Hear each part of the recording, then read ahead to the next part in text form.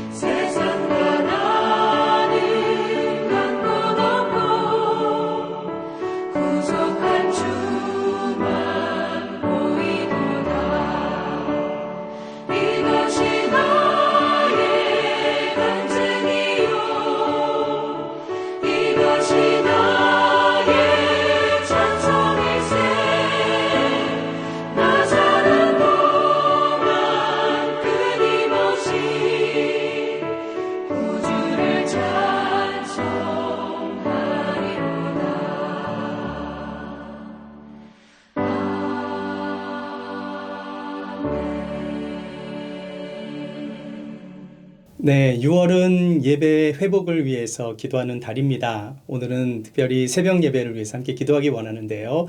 새벽 예배를 통해서 살아계신 하나님을 만나고 우리의 영혼이 새벽을 깨우며 하나님과 동행하는 삶을 살게 하옵소서. 다 함께 기도하겠습니다. 하나님 아버지 감사합니다. 새벽마다 우리의 영혼을 깨워주셔서 말씀으로 하루를 시작하게 하시니 감사드리고 또 찬양을 드리며 기도하며 주님을 만나게 하시니 얼마나 감사한지 모르겠습니다. 하나님 새벽 제단을 축복하여 주시고 우리가 기도하는 가운데 주님의 음성 듣게 하여 주시오며 주님의 뜻을 분별케 하여 주시오며 하나님의 뜻에 순종하며 믿음으로 살아갈 수 있는 그러한 믿음의 성도님들 될 수 있도록 새벽의 은혜를 더하여 주시옵소서. 오늘도 말씀으로 하루를 시작합니다. 하나님 성령님과 동행하기를 원합니다. 하나님의 뜻이 이 땅 가운데 임해지기를 소망합니다. 하나님 다시 한번 우리의 영혼을 만나 주셔서 우리의 영혼이 회복되게 하여 주시고 우리의 삶이 변화되어 가정이 변화되고 일터가 변화되고 우리의 삶의 현장에서의 모든 모습들이 변화되어 하나님 앞에 영광된 삶을 살아갈 수 있도록 축복하여 주옵소서. 감사드리며 우리 주 예수님의 이름으로 기도하옵나이다. 아멘. 네, 오늘 하나님께서 주시는 말씀은 고린도전서 15장 20절에서 34절까지 말씀인데요. 제가 읽어드리겠습니다. 그러나 이제 그리스도께서 죽은 자 가운데서 다시 살아나사 잠자는 자들의 첫 열매가 되셨도다. 사망이 한 사람으로 말미암았으니 죽은 자의 부활도 한 사람으로 말미암는도다. 아담 안에서 모든 사람이 죽은 것 같이 그리스도 안에서 모든 사람이 삶을 얻으리라. 그러나 각각 자기 차례대로 되리니 먼저는 첫 열매인 그리스도요. 다음에는 그가 강림하실 때에 그리스도에게 속한 자요. 그 후에는 마지막이니 그가 모든 통치와 모든 권세와 능력을 멸하시고 나라를 아버지 하나님께 바칠 때라. 그가 모든 원수를 그 발 아래에 둘 때까지 반드시 왕노릇 하시리니 맨 나중에 멸망받을 원수는 사망이니라. 만물을 그의 발 아래에 두셨다 하셨으니 만물을 아래에 둔다 말씀하실 때에 만물을 그의 아래에 두시니가 그 중에 들지 아니한 것이 분명하도다. 만물을 그에게 복종하게 하실 때에는 아들 자신도 그때에 만물을 자기에게 복종하게 하신 이에게 복종하게 되리니 이는 하나님이 만유의 주로서 만유 안에 계시려 하심이라. 만일 죽은 자들이 도무지 다시 살아나지 못하면 죽은 자들을 위하여 세례를 받는 자들이 무엇을 하겠느냐? 어찌하여 그들을 위하여 세례를 받느냐? 또 어찌하여 우리가 언제나 위험을 무릅쓰리요? 형제들아, 내가 그리스도 예수 우리 주 안에서 가진 바 너희에 대한 나의 자랑을 두고 단언하노니 나는 날마다 죽노라. 내가 사람의 방법으로 에베소에서 맹수와 더불어 싸웠다면 내게 무슨 유익이 있으리요? 죽은 자가 다시 살아나지 못한다면 내일 죽을 터이니 먹고 마시자 하리라. 속지 말라. 악한 동무들은 선한 행실을 더럽히나니 깨어 의를 행하고 죄를 짓지 말라. 하나님을 알지 못하는 자가 있기로 내가 너희를 부끄럽게 하기 위하여 말하노라. 아멘. 네, 우리가 고린도전서 말씀을 계속 묵상하고 있는데요. 고린도전서 15장은 부활장입니다. 보통 부활주일이나 천국 환송예배 때 가장 많이 사용되어지는 본문이기 때문에 우리에게 좀 익숙한 본문이지만 이 본문은 그리스도인의 신앙의 기초이며 전부라고 할 수 있겠습니다. 여러분 부활을 믿으시나요? 네, 아마 새벽 예배를 드리시는 분들이라면 예수님의 부활을 모두 믿으실 것입니다. 그런데 당시 고린도 교회 안에는 부활을 부인하는 사람들이 있었어요. 예수를 믿는데 부활을 믿지 않는 성도들이 있었습니다. 아니, 예수를 믿는데 어떻게 부활을 믿지 않을 수 있는가? 의아해 하시는 분들이 계실지 모르겠는데요. 성도님들 중에도 예수님은 믿지만 부활을 믿지 않는 분들이 계십니다. 한국의 하드락 밴드 중에 부활이라는 밴드가 있어요. 이 밴드를 만드신 분이 기타리스트 겸 작곡가이신 김태원 씨인데 왕년에 저랑 친분이 좀 있었거든요. 제가 김태원 씨에게 왜 밴드 이름을 부활이라고 지었냐고 물어보았는데 자기는 부활을 믿지 않는데요. 하지만 부활이라는 단어가 좋고 또 영어로 발음을 해도 resurrection, 영어 사운드도 너무 좋아서 부활이라고 지었다고 말했습니다. 밴드 이름이 부활인데 부활을 믿지 않는 거예요. 세월이 지나서 지금은 잘 믿으시는 것 같은데 그때는 믿지 않았습니다. 예수님 당시에는 사두개인들이 예수의 부활을 믿지 않았습니다. 그리고 초대교회 때는 교회 안에 헬라 철학의 영향을 받은 영지주의자들이 예수의 부활을 믿지 않았어요. 예수의 영이 제자들 안에 다시 부활한 거지 예수의 몸이 부활하신 것은 아니다. 이렇게 몸의 부활을 부인했습니다. 뭡니까? 자기들의 입맛대로, 자기들의 생각대로 그냥 믿고 싶은 것만 믿었다는 것입니다. 믿기는 믿었어요. 그런데 무엇을 믿었는가 하면 자기들이 받아들일 수 있는 것만 받아들이고 받아들일 수 없는 것, 다시 말해서 이성적으로 이해가 안 되는 것은 안 받아들인 것입니다. 사랑하는 여러분, 여러분의 신앙은 어떻습니까? 예수님의 부활을 믿으십니까? 예수님이 부활하신 것처럼 우리도 부활할 것을 믿으십니까? 기독교의 진리를 가감없이 정말 말씀 그대로 받아들이고 계십니까? 아니면 내 생각과 성향에 따라서 그냥 받아들이고 싶은 것만 받아들이시지는 않습니까? 혹시라도 부활에 관하여 조금이라도 의심하는 분들이 계시다면 오늘 본문 말씀을 통해서 부활의 믿음을 다시 한번 회복하시기를 기원합니다. 오늘 본문의 시작은요. 첫째로 부활하신 예수님께서 잠자는 자들의 첫 열매가 되셨다고 말씀해요. 20절 말씀을 보실게요. 그러나 이제 그리스도께서 죽은 자 가운데서 다시 살아나사 잠자는 자들의 첫 열매가 되셨도다. 여러분, 첫 열매라는 단어는 참으로 중요합니다. 첫 열매가 되셨다라는 것은 예수님을 처음 시작으로 그리고 그 다음에 이와 비슷한 다음 열매가 계속 맺힐 것을 말하는 것입니다. 다시 말해서 예수님의 부활은 오늘날 우리도 다시 살아날 수 있다는 것을 보여주는 거예요. 한 번도 일어나지 않은 일을 바라며 믿는 일은 쉽지 않습니다. 그러나 이미 일어난 일이 다시 일어나리라고 기대하는 것은 쉬운 법이에요. 예수 그리스도께서 먼저 부활하셔서 부활의 소망을 갖게 해주신 것입니다. 예수님이 부활의 첫 열매가 되셨기에 우리에게도 부활을 약속하신 것입니다. 사랑하는 여러분, 예수님이 부활의 첫 열매가 되셨듯이 오늘 나는 우리 가정에서 또 우리 교회 안에서 우리의 삶의 일터에서 나는 무엇의 첫 열매가 될까를 한번 생각해 보세요. 여러분이 일터에서 믿음의 첫 열매가 되신다면 그 일터가 바뀌지 않겠습니까? 여러분의 가정에서 첫 열매가 나타난다면 열매들로 가득한 가정이 되는 것입니다.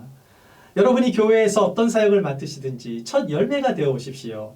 여러분의 열매를 통해서 공동체에 많은 열매가 맺히게 될 줄 믿습니다. 두 번째로 생각해 볼 것은 현재적 부활이에요.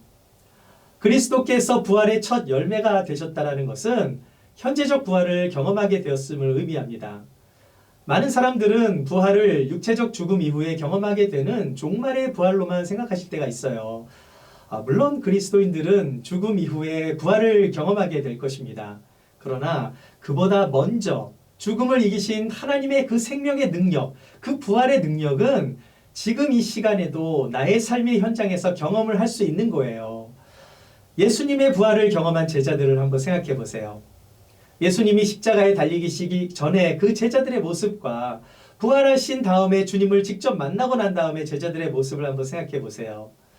요즘 우리가 주일마다 사도행전 말씀을 나누고 있는데 사도행전 1장을 보시면 예수님이 죽으시고 부활하신 다음에 예수님께서 승천하실 때 이렇게 말씀해요. 너희가 본 그대로 다시 오시리라. 이 말씀을 하십니다. 그리고 사도행전 2장에서 오순절 성령이 임하고 나서 모든 제자들이 하나님 앞에 놀랍도록 헌신하며 진짜 사도와 같은 그런 삶을 살아가는 본격적인 내용이 이제 펼쳐지게 돼요. 예수님의 부활의 첫 열매는 예수님을 따르는 제자들을 통해서 나타나게 되었습니다. 그것은 미래에 일어난 일이 아니라 그들의 삶의 현장에서 현재적인 부활의 능력으로 나타나게 된 거예요. 예수님을 3번이나 부인했던 베드로, 그런데 주님을 다시 만나게 되죠. 그리고 용서를 경험하고 나서 그가 성령을 받고 설교를 하면서 어떻게 됐습니까? 3,000명이나 되는 많은 사람들이 예수님을 믿게 만드는 그런 능력의 종이 된 거예요. 그뿐 아니라 우레의 아들이라는 별명을 가졌던 쉽게 분노를 했던 사도 요한 역시 부활하신 주님을 만나고 나서 어떻게 변합니까? 형제를 사랑하지 않는 자는 하나님을 모르는 자라며 그렇게 가르치는 사랑의 사도가 되었어요. 예수님의 제자들은 그들이 살아있는 동안 부활하신 예수님과 동행하며 그분이 보여주신 본을 따라 용서와 사랑을 통한 섬김의 삶을 산 거예요. 만약 우리도 용서와 사랑의 그 매일매일의 삶에서 그러한 사랑과 용서를 실천하며 살아간다면 주님의 부활에 실제적으로 현재적으로 정말 참여하는 삶을 살아가게 되는 것입니다. 이것이 바로 죽음의 권세를 이기시고 부활하신 주님께서 우리에게 원하시는 그리스도인의 삶이 되는 것입니다.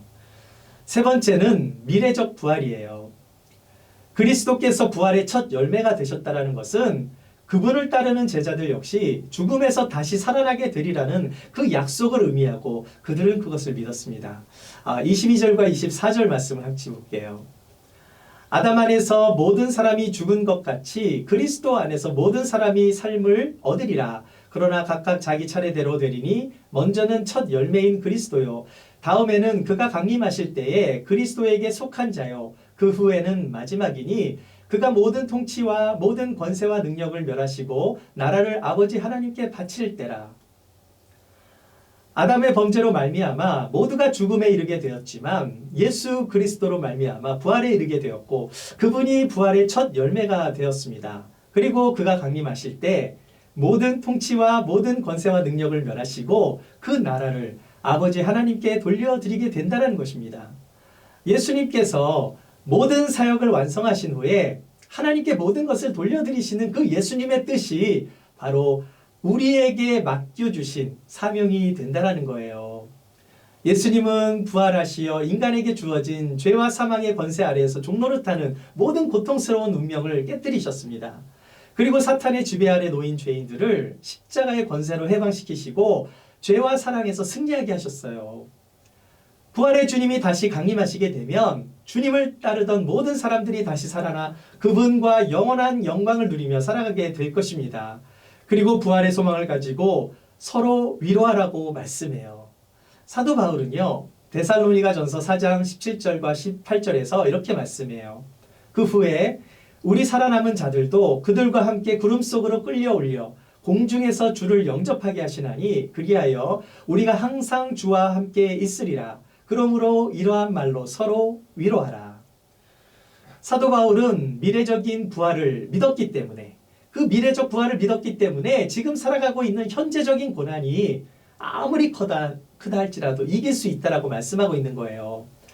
비록 현재 우리에게 주어진 삶이 너무나 고단하고 고통스러울 수 있지만, 또한 심각한 질병으로 힘겨워하거나 사랑하는 사람을 잃어서 슬픔에 빠질 수도 있지만, 그러나 우리에게는 예수님의 부활을 통해 약속하신 그 영원한 생명이 보증되어 있기 때문에 어떠한 어려움 속에서도 서로 위로를 받으며 살기를 원하신다는 말씀이에요. 여러분, 성 어거스틴을 아시지요? 성 어거스틴이 354년도에 알제리에서 출생을 했는데요. 그가 32세가 되었을 때 AD 368년도에 예수님을 믿는 종교적 회심을 하게 됩니다. 그리고 나서 어거스틴은요, 예수님의 탄생과 부활에 대해서 많은 것을 가르치고 또 책을 쓰면서 요한복음의 주석도 썼어요. 자, 그런데 문제가 생겼는데, 요한복음의 주석은 다 썼는데 어거스틴에게 고민이 찾아옵니다. 내가 분명히 하나님의 말씀을 믿는 사람이고 누구보다 하나님을 잘 안다고 하는 사람인데, 예수님이 하신 말씀 중에 나를 믿는 자는 내가 하는 일을 그도 할 것이며 또한 그보다 더 큰 일도 하리니, 이 말이 도저히 믿어지지가 않았던 거예요. 이것을 가지고 그는 정직한 고민을 하기 시작합니다. 예수님을 믿기는 했지만 기적을 체험한 적이 없었기 때문에 어거스틴은 씨름을 하기 시작한 거예요. 예수님이 하신 일은 내가 다 믿겠는데 그와 똑같은 일이 나에게도 일어날 수 있을까? 어거스틴은 고민한 것입니다. 그러던 어느 날 AD 424년 부활주일이 왔어요. 어거스틴이 요한복음의 주석을 다 쓰고 5년이 지났을 때 부활주일 예배 때 실제 일어났던 일입니다. 그가 있었던 알제리 히포에는요, 어느 두 남매가 살고 있었는데, 이 두 남매는요, 모두 심한 그 수전증을 앓고 있어서 이제 팔을 계속 떨어야 하는, 팔을 가만히 있지를 못하는 그런 병에 걸렸는데, 오빠인 파울로스가 그날 부활주일에 참석하게 된 거예요. 그때 어거스틴은요, 주님에 대한 체험을 하고 싶었지만 체험이 없어서 늘 고민하며 기도하고 있었던 그런 때였거든요. 자, 그런데 그가 부활절 설교를 하던 중에 기적을 보게 됩니다. 예배 중에 그 몸을 떠는 파울로스 형제가 성령의 역사로 그 자리에서 잠자는 것처럼 누워버리고 만 거예요. 파울로스는 수전증으로 온 동네 사람들이 아주 불쌍하게 생각했던 형제였는데, 자, 그가 다시 일어났을 때 어떻게 되었을까요? 그가 떨고 있던 그 수전증이 정상으로 돌아오게 된 것이었어요. 그것을 본 성도들은 하나님을 찬송하는 것을 멈출 수가 없었다라고 고백하고 있어요. 어거스틴도 이것을 보고 나서 너무나 흥분이 되니까 주일이 지나고 수요일이 오자 이 형제에게 이제 간증을 쓰게 해서 전교인을 오게 해서 이 형제가 부활절 주일에 일어났던 그 일을 이제 말을 한 거예요. 그런데 또다시 놀라운 일이 벌어집니다. 수요일 저녁에 어거스틴이 그 파울로스의 간증을 말하면서 말씀을 전하는 중에 이와 똑같은 일이, 이러한 기적이 누구에게 일어났는가 하면 그 여동생에게도 동일하게 일어나게 된 거예요. 부활절과 수요 예배 때 두 남매가 수전증으로 떨며 병에서 모든 그 병들이 다 치유를 받게 되었을 때 어거스틴은요, 예수님이 하신 말씀이 실제임을 믿게 된 것입니다. 그 일이 있은 후 2년 뒤에 426년에 어거스틴은요, 그 유명한 책 The City of God, 하나님의 도성이라는 책을 썼고요. 이 남매의 이야기를 그 책의 마지막 부분에 기록하게 돼요. 사랑하는 여러분, 우리가 사는 이 땅은 영원한 곳이 아닙니다. 이 땅에서의 우리의 삶은 불완전하고 우리의 육신 또한 불완전하지만 부활한 우리의 몸은 완전하게 될 거예요. 육신의 질병이 고침을 받는 것은 완전하신 하나님의 나라를 이 땅에서 잠시 경험하는 것뿐입니다. 하지만 우리는 언젠가 주님을 만나는 그때에는요, 완전한 부활의 몸으로 다시 태어나게 될 거예요. 사도 바울은 오늘 본문 31절에서 이렇게 고백을 해요. 형제들아, 내가 그리스도 예수 우리 주 안에서 가진 바 너희에 대한 나의 자랑을 두고 단언하노니 나는 날마다 죽노라. 왜 부활의 첫 열매에 대한 말씀을 나누다가 갑자기 이 말을 한 것일까요? 네, 그것은요, 죽는 자만이 다시 살 수 있기 때문입니다. 이것이 부활 신앙인 거예요. 부활이란 다시 사는 것입니다. 다시 산다라는 것은 오직 죽은 자만이 할 수 있는 거잖아요.